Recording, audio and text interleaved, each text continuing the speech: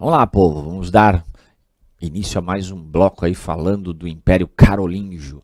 Então lembra que eu falei para vocês, nós estávamos visualizando o mapa do Império Carolíngio, então os domínios do Império Carolíngio vai até essa parte verde aqui, né? Essa parte, ó, Península Itálica, essa região mais, vamos dizer, oriental da Europa e também uma pequena região aqui, vamos dizer, ocidental da Europa, que pega a região que hoje é a Espanha. Os domínios do Império Carolíngio, eles eram muito grandes. É justamente nessa região, ó, quando eu falei para vocês, tá vendo? Ó, a marca, ó, marca de Espanha. As marcas, você tinha os condados, que houve uma divisão, lembra que eu falei para vocês, condados e marcas? Os condados eram, vamos dizer, as regiões que acabavam a divisão e as regiões que ficavam mais centrais. As marcas, geralmente, elas ficavam nas fronteiras do que nós podemos chamar de Império Franco. Então tá aí. Esse era o Império Franco. O Império Franco vasto, se você pegar, então o Império Franco ele dominou grande parte da Europa, né? Toda a parte ocidental da Europa, toda essa parte ocidental da Europa foi dominada pelos francos. Esse era o Império Carolíngio. Os limites do Império Carolíngio também está traçado, eles estão traçados nesse mapinha também. Olha aqui os traços, ó. Se você pegar o reino das Astúrias, ele também era um limite do Império Carolíngio. Se você pegar aqui, ó lá, Croácia, tá vendo? Ó, e ainda tem uma parte aqui, ó, uma parte mais aqui no oriental, né, vamos dizer ali, que pega da Europa, a Europa Oriental, a gente pode colocar como Europa Oriental ali. Então, essas áreas aqui traçadas eram os limites do Império Carolíngio. Tem uma outra coisa também nesse mapa que é muito interessante, aqui, ó, estados da igreja. Lembra que eu falei para vocês que não pegava somente o que hoje é o Vaticano, que a Igreja Católica tinha um domínio muito maior de terras? Olha ele aqui, ó. Olha ele aqui, ó.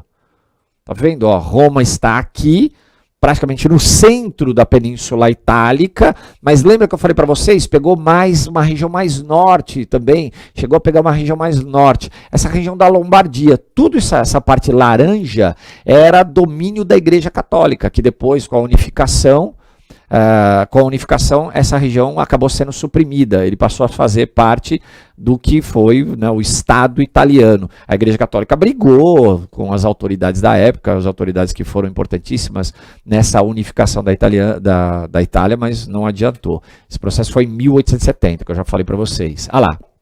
Ainda sobre o Império Carolíngio, que ele é importantíssimo, tá lá.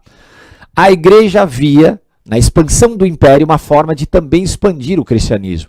À medida que os carolíngios eles vão dominando outras regiões dentro da Europa, no caso ali pegou toda a Europa ocidental praticamente, né, com exceção ali da Península Ibérica, se bem que chegou a entrar também na Península Ibérica, porque a Península Ibérica, grande parte dela estava sob o domínio dos árabes. Eu falei para vocês, Carlos Martel, não se esqueçam, Batalha de Poitiers.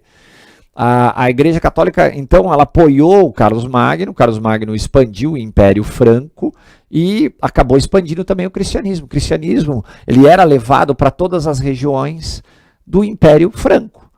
Então a Igreja Católica apoiava o Carlos Magno para conseguir maior adeptos também ao cristianismo, para conseguir mais terras, era uma troca de favores. Carlos Magno foi um grande rei. O Carlos Magno ele estimulou o ensino, fundando várias escolas. Ele foi fundamental, cara, assim, para o que vai acontecer posteriormente como Renascimento. Ele fundou várias escolas. Ele queria que houvesse, vamos dizer assim, uma difusão do ensino. Ele mesmo era um analfabeto, mas ele foi um cara que ele estimulou, né, as escolas, as escolas elas ficaram sob responsabilidade da Igreja Católica e a Igreja Católica ela teve um monopólio cultural. Tanto que quando você pega a fundação, né, das universidades, as primeiras universidades que surgem na Europa, quem fundou foi a Igreja Católica. A Igreja Católica ela teve o domínio da educação na Europa durante a Idade Média e no final da Idade Média também fundando as universidades. O Império Carolíngio ele não sobreviveu à morte de Carlos Magno.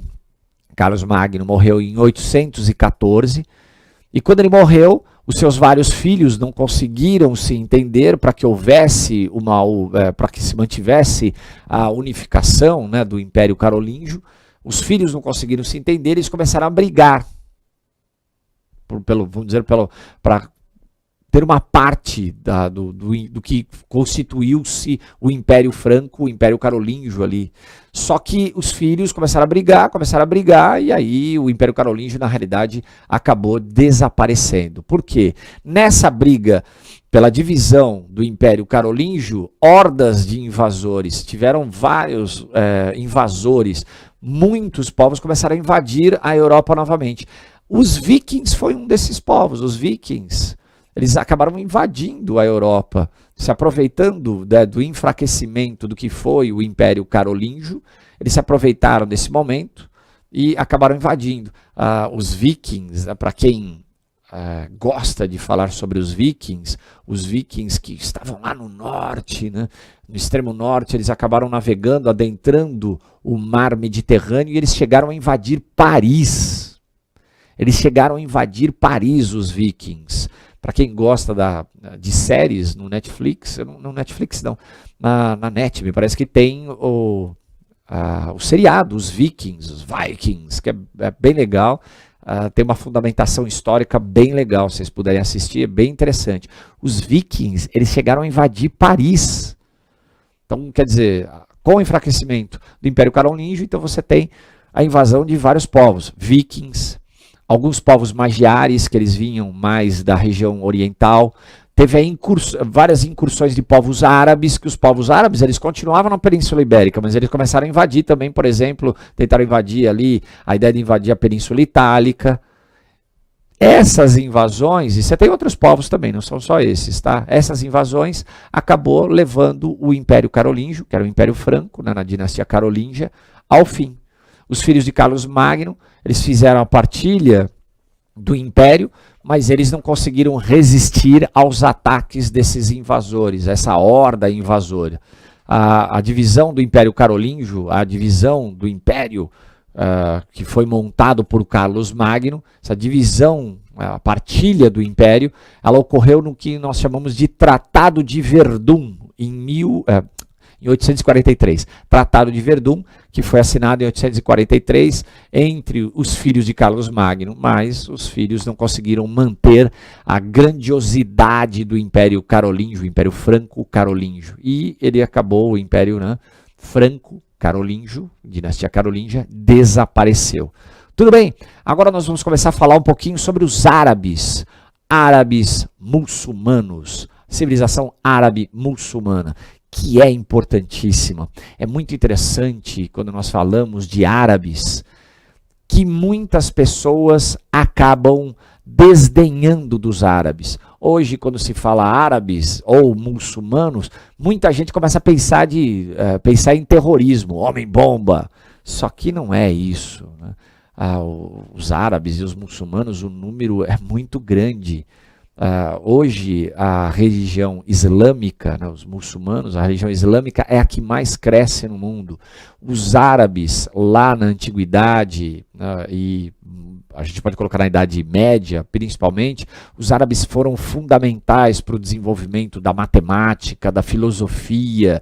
Os árabes foram importantíssimos, eles contribuíram de forma ímpar para que ocorresse o Renascimento, que depois nós vamos falar do Renascimento, né? 300, 400, 500. Os árabes foram fundamentais. A questão comercial, como os árabes eles estavam ali na península, eles estavam ali no Oriente Médio, numa região que ela está entre a Europa e a Ásia, os árabes pegaram, por exemplo, desenvolvimentos que tinham na Ásia e levavam para a Europa, o que acabou colaborando de forma significativa para as grandes navegações, a questão da imprensa, a questão da navegação, a bússola, o conhecimento filosófico, matemático. Muita coisa os árabes levaram, foram eles que levaram para a Europa, e muita coisa foram eles que desenvolveram. E hoje, quando se fala de árabes, de civilização árabe muçulmana, muita gente pensa em terrorismo. Tem que tirar isso da cabeça, né? Mas é difícil a gente não pensar por causa também do grande número, né, de atentados terroristas que acabaram sendo divulgados pelo mundo. Mas deixa para lá que isso é outra história. No século VI, mais de 300 tribos árabes habitavam a Península Arábica. A Península Arábica, ela era habitada por mais de 300 tribos. Deixa eu ver se eu coloquei um mapa aqui. Eu não coloquei, que mancada. Ah, coloquei, olha aqui que lindo. A Península Arábica aqui, ó. A Península Arábica, ó, aqui, se você pegar, nós já discutimos a respeito disso em outras áreas, em outras aulas, né? Aqui está o Egito. O Nilo ele vem para cá, ó, ele desemboca aqui num delta, né, no mar Mediterrâneo. Aqui está o Egito. A Península Arábica, ó, a Península da Arábia. Aqui você tem o canal de Suez, que acaba ligando o mar Mediterrâneo ao mar Vermelho. Olha que bacanudo é esse mapa. Então aqui é a Península da Arábia. Os árabes, cara, eles chegaram a dominar toda essa região aqui. Pô, tá aí, né? Tudo que tá em laranja aí foi dominado pelos esses povos árabes muçulmanos. Mas, se você pegar, a gente volta aqui um pouquinho, se nós pegarmos aqui, ó, opa, coloquei até, eu pensei que eu tava, ó, no século VI, mais de 300 tribos habitavam a Península Arábica. Mas isso no século VI.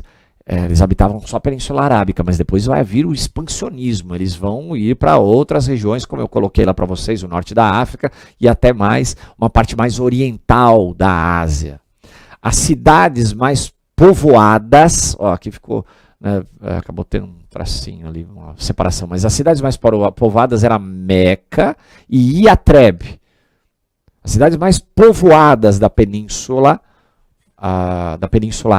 Arábica era Meca e Iatreb. Iatreb depois que vai receber o nome de Medina, a cidade do profeta. Vai receber o nome de Medina.